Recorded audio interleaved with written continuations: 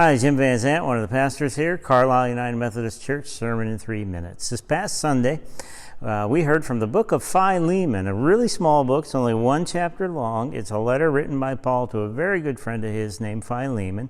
Philemon was a fellow worker with him to establish the church at Colossus. Now, Philemon was a little better off than probably most of the people in the Colossian church. He owned slaves.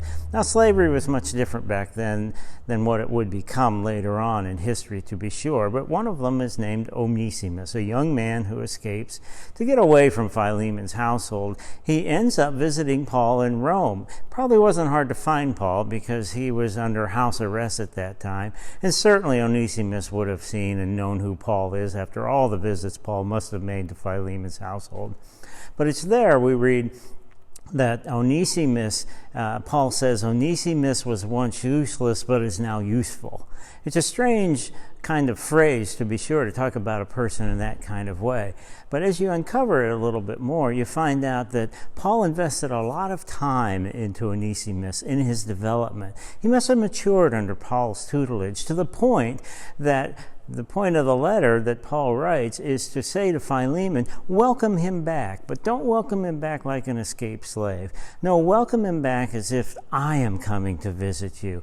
That's how useful Onesimus is. That's how much he's changed. He's matured. You will find him very useful. You know, we also talked about legacies, and all of us are going to leave a legacy in our lives. We can leave legacies through our money. We can leave legacies through our accomplishments. We can leave legacies even through our offspring and our last will and testament. But the best legacies that we can leave is the investment that we made in people along the way in our lives. The people we poured ourselves into. We tried to help them transform and change their lives. Think about that as you think about the kind of legacy you're going to be leaving. How will people remember you?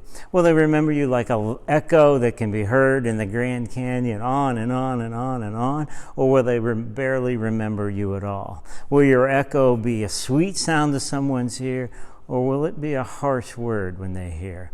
Think about that as you move forward today. What kind of legacy are you going to choose to leave? I hope it's one of investing in people. Thanks for tuning in, Sermon in 3 minutes.